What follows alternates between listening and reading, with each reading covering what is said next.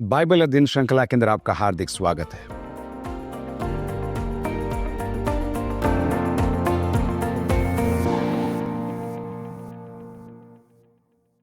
मिलकर हम प्रभु के वचन का अध्ययन कर रहे हैं और आज हम 8वें अध्याय के अंदर हैं। इब्रानियों के लेखक हमें पुराने नियम की आयतों को लेकर उन्हें समझाकर उन्हें खोलकर हमें यह सिखा रहा है कि वे सारी बातें प्रभु यीशु मसीह की ओर संकेत कर रही हैं और प्रभु यीशु मसीह उन प्रतिज्ञाओं की पूर्ति है और उन वस्तुओं से कहीं श्रेष्ठ है मेरे और आपका प्रभु यीशु मसीह। पहले प्रार्थना कर लें। परमपिता परमेश्वर, हम आपका धन्यवाद देते हैं आपके जीवित वचन के लिए। हम धन्यवाद देते हैं उस अनुग्रह के लिए जो आप हमें दे रहे हैं। आपकी उपस्थिति में बैठकर आपके वचन को हम सीख सकें। पवित्र आत्मा, आपका बहुत धन्यवाद क्योंकि आप यहाँ मौजूद हैं। आपके वचन को आप ही हमें सिखाएं। यीशु मसीह के नाम से मांगते हैं, आमीन। इब्रानियों की पत्री 8वां अध्याय उसकी पहली आयत। अब जो बातें हम कह रहे हैं उनमें से सबसे बड़ी बात यह है। अब जो बातें हम कह रहे हैं, प्रमुख बात क्या है, मुख्य बिंदु क्या है, लेखक समझाने का प्रयास कर रहा है। अब जो हम कह रहे हैं, ऐसा लग रहा है लेखक के साथ कुछ लोग और हैं जो उसकी मदद कर रहे हैं, इसलिए हम शब्द का प्रयोग हो रहा है। अब जो बातें हम कह रहे हैं उनमें से सबसे बड़ी बात यह है, सबसे प्रमुख बात यह है, मुख्य बिंदु यह है क्या, कि हमारा ऐसा महायाजक है जो स्वर्ग पर महामहिमन के सिंहासन के दाहिने जा बैठा है। जो स्वर्ग पर महामहिमन के सिंहासन के दाहिने जा बैठा है। स्वर्ग में है हमारा याजक और सिंहासन के दाहिने बैठा है। हमने पहले अध्याय की 3री आयत के अंदर हमने देखा था इसी प्रयोग को, और वहां हमने सीखा था जब प्रभु यीशु मसीह पापों के बलिदान के प्रायश्चित के रूप में अपने शरीर को अर्पित करता है, उस कार्य को पूरा करने के बाद वो पिता के दाहिने हाथ में जाकर बैठता है। पहले अध्याय में आइए उसकी 3री आयत के आखिरी भाग में वो पापों को धोकर ऊंचे स्थानों पर महामहिमन के दाहिने जा बैठा। बैठना अधिकार को दिखाता है, बैठना पूर्ति को दिखाता है, बैठना सौभाग्य को दिखाता है कि कहाँ प्रभु यीशु मसीह बैठा है। यही प्रयोग आपको 10वें अध्याय में भी मिलेगा। 10वें अध्याय की 12वीं आयत में भी यही लिखा है, परंतु यह व्यक्ति तो पापों के बदले एक ही बलिदान सर्वदा के लिए चढ़ाकर परमेश्वर के दाहिने जा बैठा। फिर एक बार और 12वें अध्याय की 2री आयत में भी यह प्रयोग हम देखते हैं। और विश्वास के कर्ता और सिद्ध करने वाले यीशु की ओर ताकते रहें, जिसने उस आनंद के लिए जो उसके आगे धरा था लज्जा की कुछ चिंता न करके क्रूस का दुख सहा और परमेश्वर के सिंहासन के दाहिनी ओर जा बैठा। तो 4 बार लेखक यीशु पिता के सिंहासन के दाहिनी ओर बैठा है हमको कहता है, 4 बार। इसका अर्थ यह है, लेखक ये जोर देना चाह रहा है कि बलिदान का कार्य पूरा हो चुका है। प्रभु यीशु मसीह ने मेरे और आपके पापों की कीमत पिता की मर्जी के आधार पर पूरी अदा कर दी है, कार्य हो चुका है। अब वो सिंहासन के दाहिने बैठा है। 8वें अध्याय में वापस आते हैं। अब जो बातें हम कह रहे हैं उनमें से सबसे बड़ी बात यह है कि हमारा ऐसा महायाजक है जो स्वर्ग पर महामहिमन के सिंहासन के दाहिने जा बैठा है। 2री आयत, और पवित्र स्थान और उस सच्चे तंबू का सेवक हुआ। प्रभु यीशु मसीह की बात हो रही है। और पवित्र स्थान और उस सच्चे तंबू का सेवक हुआ जिसे किसी मनुष्य ने नहीं वरन प्रभु ने खड़ा किया है। लेखक कह रहा है प्रभु यीशु मसीह स्वर्ग में प्रवेश कर चुका है और अब वहां पर भी वह सेवा कर रहा है।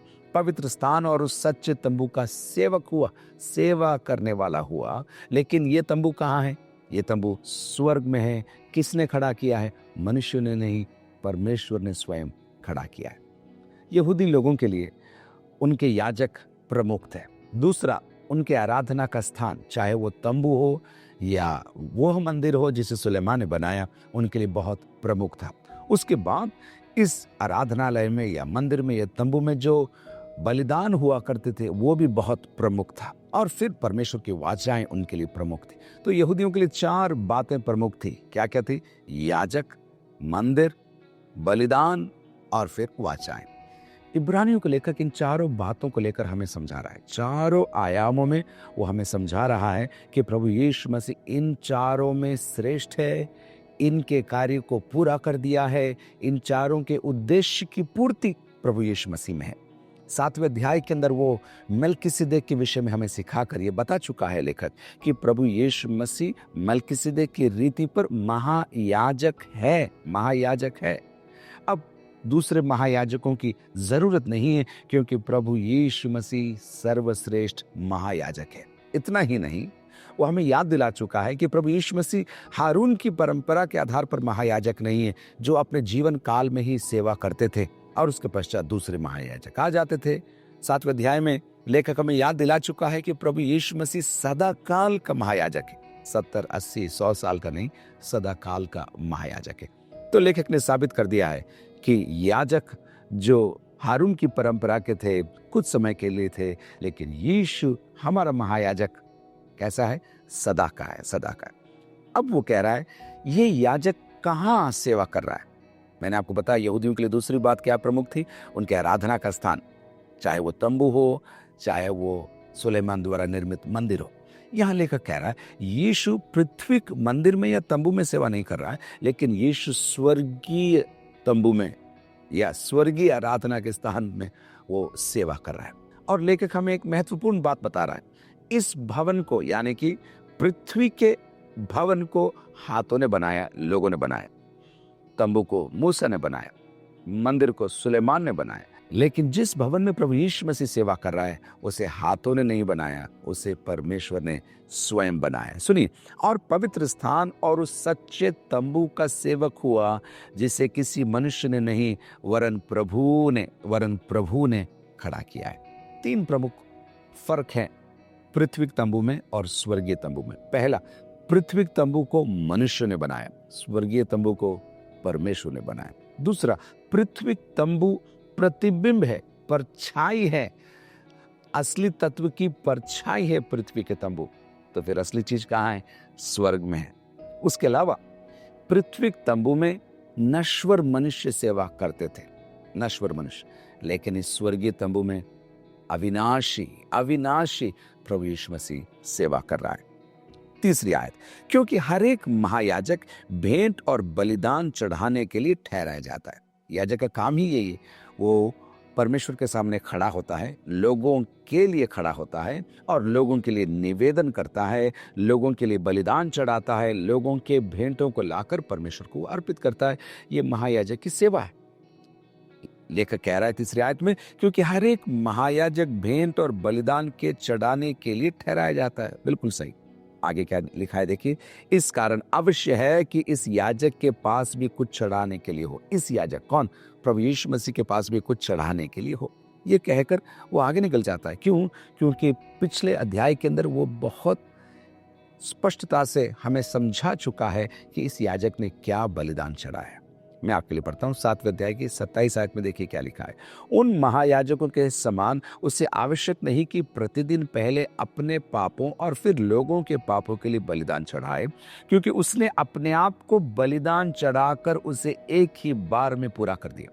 पुराने महायाजक वस्तुओं को लाते थे, बलिदान को लाते थे, लेकिन इस महायाजक ने क्या बलिदान चढ़ाया? अपने आप का बलिदान चढ़ाया। अपने आप को मानो उसने बलिवेदी पर रख दिया। चौथी आयत, यदि वो पृथ्वी पर होता तो कभी याजक न होता। लेखक हमें यह भी पहले बता चुका है, अगर यीशु पृथ्वी पर होता तो याजक नहीं बनता। क्यों? क्योंकि वो हारून का गोत्र का नहीं था, वो यहूदा के गोत्र का था, इसलिए वो याजक नहीं बनता। हमने ये देख लिया है। यदि वो पृथ्वी पर होता तो कभी याजक न होता, इसलिए कि व्यवस्था के अनुसार भेंट चढ़ाने वाले तो हैं। भेंट, लेखक कह रहा है, व्यवस्था के आधार पर हारून की रीति पर लेवी गोत्र से याजक लोग तो हैं, वे सेवा कर रहे हैं, पर वे पृथ्वी तंबू में सेवा कर रहे हैं। 5वीं आयत, वे स्वर्ग में की वस्तुओं के प्रतिरूप और प्रतिबिंब की सेवा करते हैं। बात आ गई, पृथ्वी तंबू स्वर्गीय तंबू का प्रतिबिंब है, प्रतिरूप है, परछाई है। वे स्वर्ग में की वस्तुओं के प्रतिरूप और प्रतिबिंब की सेवा करते हैं। आगे देखिए, जैसे जब मूसा तंबू बनाने पर था तो उसे ये चेतावनी मिली, देख जो नमूना तुझे पहाड़ पर दिखाया गया था उसके अनुसार सब कुछ बनाना। मूसा जब पहाड़ पर गया, परमेश्वर ने उसे एक डिजाइन दिया, उसको न केवल आदेश दिया पर निर्देशित उसे किया और उसको डिजाइन देकर कहा ऐसा ही तुझे नीचे जाकर बनाना है, जैसा मैं दिखा रहा हूं वैसा ही तुझे बनाना है। इसका तात्पर्य क्या हुआ? स्वर्गीय आराधना स्थान के नमूने के रूप में तंबू और मंदिर बनाया गया। लेकिन याद रखिए ये सब प्रतिबिंब है और ये सब क्या है? प्रतिरूप है। 6 आयत, पर उन याजकों से बढ़कर, अब ये शब्द आ रहा देखिए, बढ़कर, बेहतर, बढ़कर, बेहतर, पर उन याजकों से बढ़कर सेवा यीशु को मिली। हारून की रीति पर लेवी गोत्र के याजकों से कहीं बढ़कर यीशु को सेवा मिली, क्योंकि वह और भी उत्तम वाचा का मध्यस्थ ठहरा। और भी उत्तम वाचा का, उत्तम वाचा, अगले सत्र के अंदर हम सीखेंगे ये उत्तम वाचा क्या है। एक बार और 6 आयत, पर उन याजकों से बढ़कर सेवा यीशु को मिली, क्योंकि वह और भी उत्तम वाचा का मध्यस्थ ठहरा। उत्तम वाचा का मध्यस्थ ठहरा, जो और उत्तम प्रतिज्ञाओं के सहारे बांधी गई थी। लेखक 3 बार इसी आयत के अंदर उत्तम उत्तम उत्तम शब्द का उपयोग कर रहा है। एक बार और, उन याजकों से बढ़कर सेवा यीशु को मिली, क्योंकि वो और भी उत्तम वाचा का मध्यस्थ ठहरा, जो और उत्तम प्रतिज्ञाओं के सहारे की गई थी। इस पूरी पत्री के अंदर करीब करीब 25 बार उत्तम, बेहतर, अच्छा, बढ़ा शब्द का प्रयोग इस लेखक ने किया है। उसने इसलिए किया है कि अपने पाठकों को वो समझा सके कि प्रभु यीशु मसीह पर विश्वास करना किसी अन्य मत से नीचे नहीं है, बल्कि उससे बेहतर है, उससे ऊंचा है। याद रखिए, शुरू से हम कह रहे हैं इस पत्री को लिखने का मुख्य कारण यह था कि लोग अपने विश्वास का त्याग कर रहे थे, सताव के कारण, गलत शिक्षा के कारण, तनाव के कारण, दबाव के कारण। लेखक उन्हें प्रोत्साहित कर रहा है, विश्वास मत छोड़ो, क्योंकि तुम्हारा विश्वास बेहतर है, प्रतिज्ञाएं बेहतर है, वाचा बेहतर है, प्रभु यीशु की सेवा बेहतर है। मैं आपको इस पूरी पत्री में से बेहतर शब्दों की सूची देना चाहता हूं। पूरी तो नहीं दे पाऊंगा, पर 12 शब्दों की सूची आपको देना चाहता हूं, ताकि आप याद रखें और इसका लाभ पूरा पूरा उठा सकें। पहले अध्याय की 4 आयत में उत्तम नाम दिया है या ऊंचा नाम दिया है। उसके बाद 7 अध्याय की 7 आयत में वहां लिखा है, इसमें संदेह नहीं कि छोटा बड़े से आशीष पाता है। मलकीसेदेक और अब्राहम को प्रस्तुत करके लेखक हमें समझा रहा है और क्या बताना चाहता है कि याजक प्रणाली बेहतर है, यीशु की याजकीय सेवा बेहतर है। उसके बाद 7 के 19 में उत्तम आशा प्रयोग आया। उसके बाद 7 के 22 में, जैसा अभी हमने पढ़ा था, 7 के 22 में उत्तम वाचा का प्रयोग हुआ है। उसके बाद 8 के 6 में उत्तम सेवा प्रभु यीशु को मिली, ऐसा आया है।